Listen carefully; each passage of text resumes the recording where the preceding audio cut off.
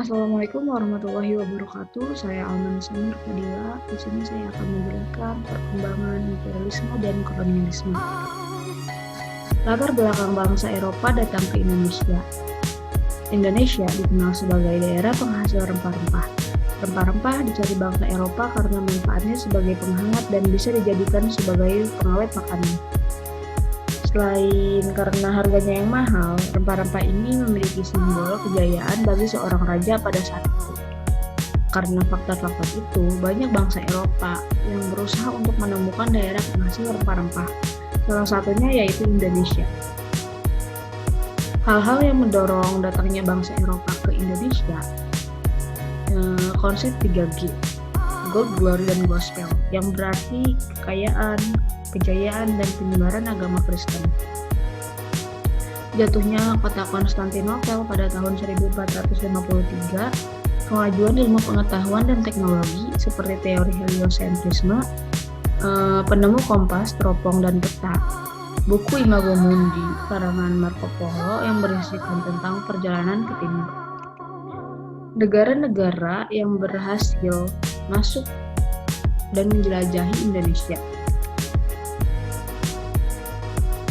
Yang pertama yaitu negara Portugis.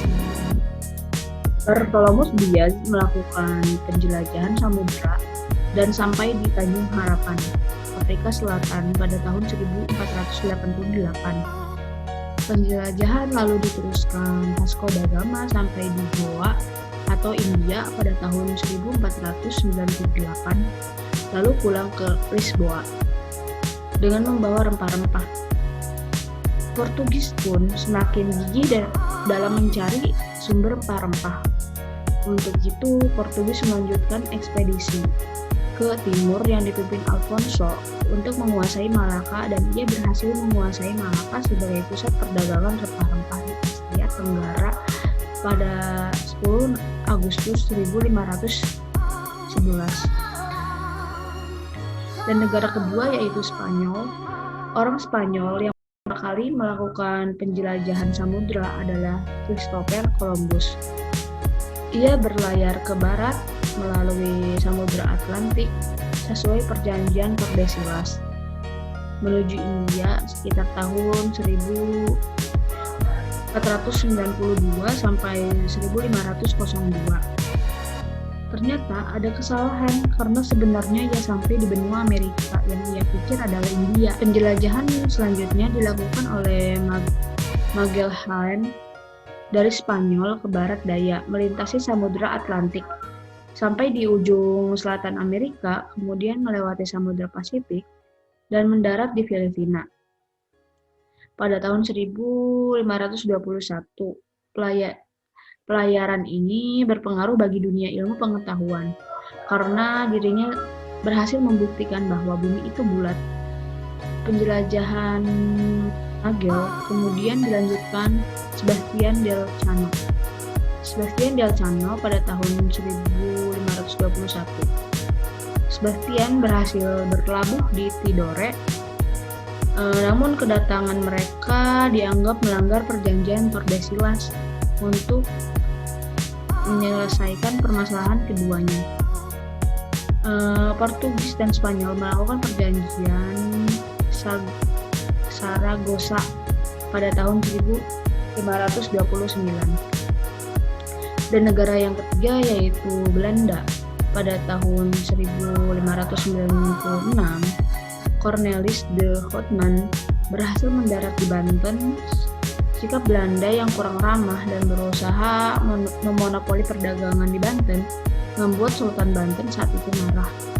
Akibatnya ekspedisi ini terbilang gagal, dan pada sekitar tahun 1598 sampai 1600-an, perdagangan Belanda mulai berdatangan ke Bali.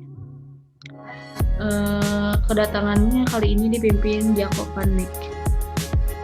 Ia berhasil mendarat di Maluku dan membawa rempah-rempah.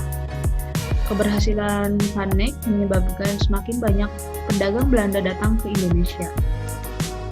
Dan negara berikutnya yaitu Inggris. Masuknya Inggris ke Indonesia juga bertujuan untuk mencari rempah-rempah, sama seperti negara-negara sebelumnya. Tokoh penjelajahan Inggris ini adalah Sir Henry Middleton dan James. Henry mulai menjelajah di tahun 1604 dari Inggris menyusuri perairan Capo da Roca atau Portugal dan Pulau Kanari.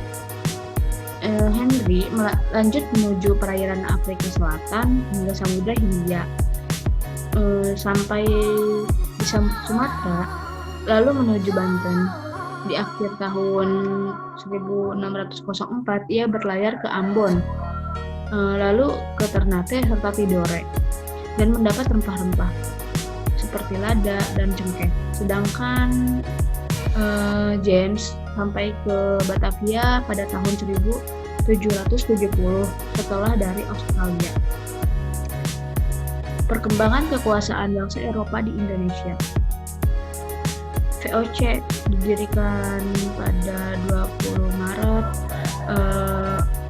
Kepemimpinannya dipegang oleh 17 orang pemegang saham atau Heren 17 yang berkedudukan di Amsterdam. Tujuan pembentukannya adalah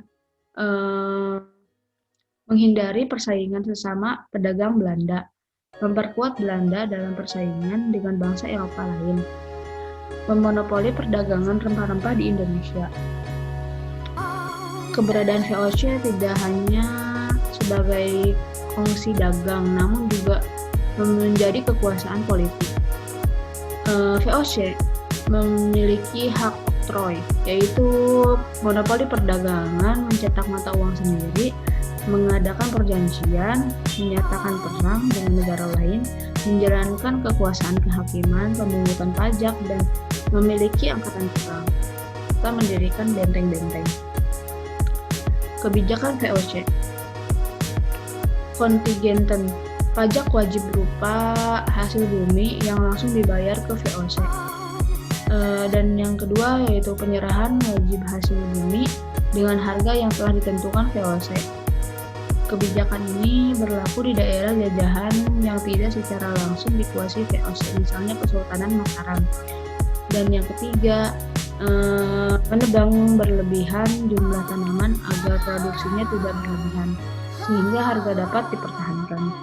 Dan yang keempat yaitu pelayaran hongi, pelayaran dengan perahu kora-kora untuk memantau penanaman dan perdagangan rempah-rempah oleh petani.